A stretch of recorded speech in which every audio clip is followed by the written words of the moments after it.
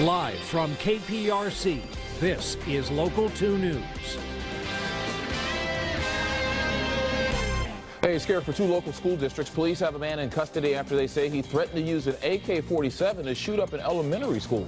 Plus, a grass fire has been burning for hours now at a wildlife refuge in Jefferson County. Here are live pictures from Sky 2. The smoke from this fire is causing a lot of problems for folks in Galveston County. And a mother and daughter found dead inside their spring home. Detectives are searching for one of their family members. Good afternoon, I'm Keith Garvin. Hello, I'm Dominique Soxa in for Rachel McNeil. We begin with the very latest on the threat that put two local school districts on high alert. Yeah, police arrested a man after they say he threatened to use an AK-47 assault rifle. Local 2's Philip Archer joins us live from LaPorte with more on the arrest. Phil. Yeah, that suspect in custody and still being questioned here at the LaPorte Police Department. He has not been charged with anything yet, and for that reason, police are not releasing his name or giving any other information about him, except to say he is an adult male. What they allege he did early this morning was make a phone call threatening to shoot up an elementary school with an assault rifle. He didn't say which school or even which school district, but the FBI was able to trace the call to a Holiday Inn here in LaPorte on Highway 146. LaPorte SWAT officers and federal agents surrounded the building and arrested the suspect when he walked out of his room. They did not find a weapon. While that was going on, all of LaPorte's 11 schools were locked down and police officers sent there to guard them. At first I was kind of scared, but you know, they said it was at a different school, but I was still kind of worried about it. But they kept us in touch and stuff like that. So far, investigators aren't saying anything about a possible motive, but they are saying they expect the questioning to go on for some time here. Reporting live in LaPorte, I'm Phil Archer, KPRC Local 2. And now to a developing story out of Northeast Harris County. A huge fire at an apartment complex has left some families homeless. Sky 2 was over the scene at the Tenwood Village Apartments on West Mount Houston earlier this afternoon. The flames tore through the roof of a building. No injuries were reported. A huge grass fire is still burning at this wildlife refuge in Jefferson County. Sky 2 flew over the scene earlier today. We're told the fire started last night. The thick smoke is causing problems for a lot of folks down in Galveston County. Local 2's Mary Benton is joining us live from Texas City with more on this story today. Mary? Well, the smoke is really dissipated right now here in Texas City, but earlier all through Galveston County, you could see and you could smell the smoke. And for people with respiratory problems, that was creating quite a headache. Now, let's take a look at some video from News Chopper 2. That fire was reported last night at the McFadden National Wildlife Refuge. 150 to 200 acres were burning, but officials tell me they expect it to get much bigger.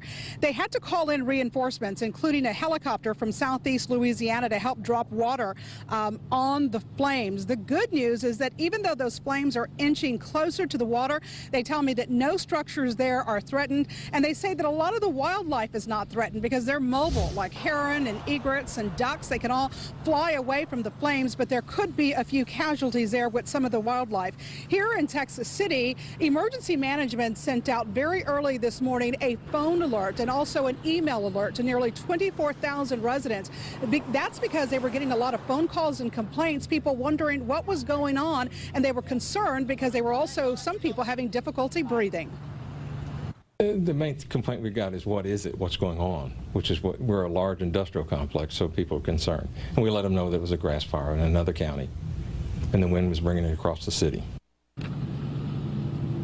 And the good news now, again, is that because of the winds, the smoke is starting to dissipate. They are not getting as many calls or complaints right now, but certainly earlier, a lot of people with respiratory problems say that it was a problem.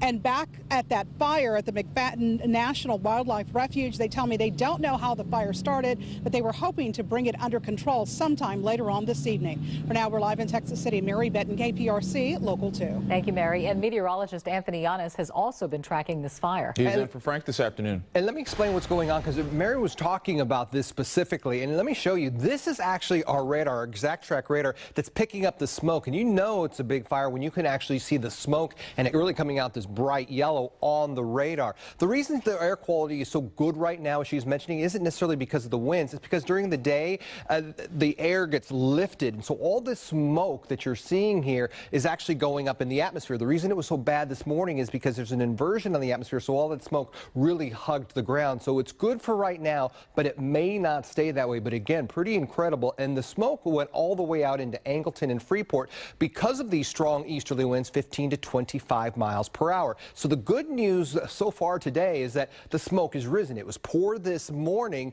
but tonight, because the sun is going to set, this smoke is going to sink. And so there's going to be another inversion on the atmosphere. Also overnight, there's a wind shift. So I'll show you where this smoke is headed, because a lot of people, as Mary's mentioning, with the respiratory illness and also emphysema and asthma, they could really be affected by this poor air quality. And again, I'm going to show you where this smoke is headed coming up, because it's going to be hugging the ground pretty soon. Okay, Anthony, and he'll be back in just a few minutes with your complete forecast. And remember, for updates anytime, just log on to our website, click2houston.com. Now to a developing story out of Japan. A warning about a small tsunami caused by a large earthquake earlier today has been called off. A 7.3 magnitude earthquake shook the Fukushima region. People reported they felt it 300 miles away in Tokyo. Japan's meteorology agency had warned a small tsunami could reach the Fukushima coast, where Japan had a nuclear power plant disaster in 2011. The agency called off the advisory after they found there was no threat.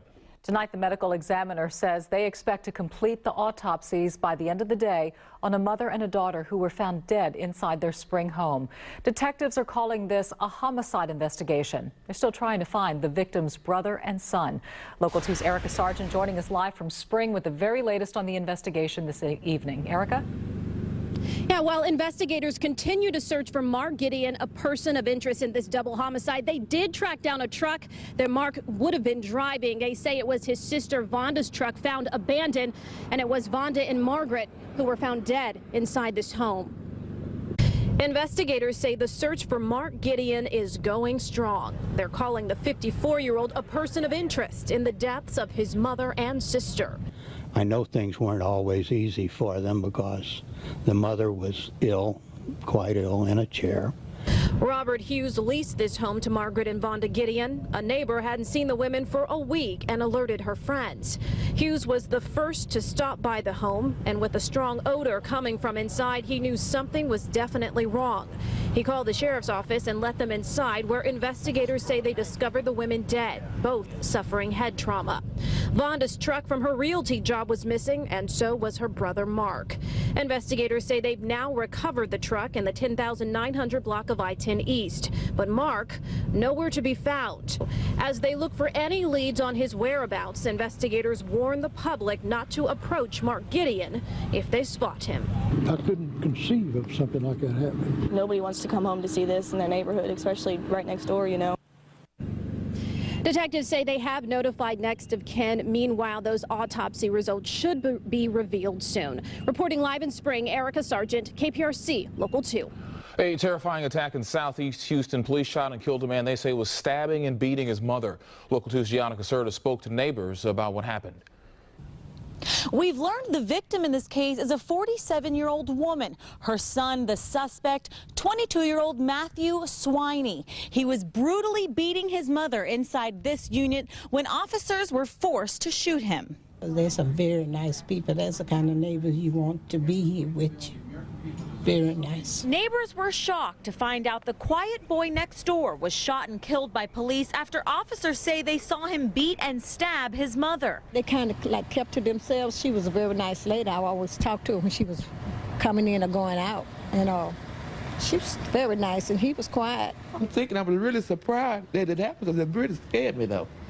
When they have all that light, when I hear all that knocking, I heard them started shooting out here. Around 10 o'clock last night, police got a call of a family disturbance at Simmons Garden Senior Citizen Housing Apartments.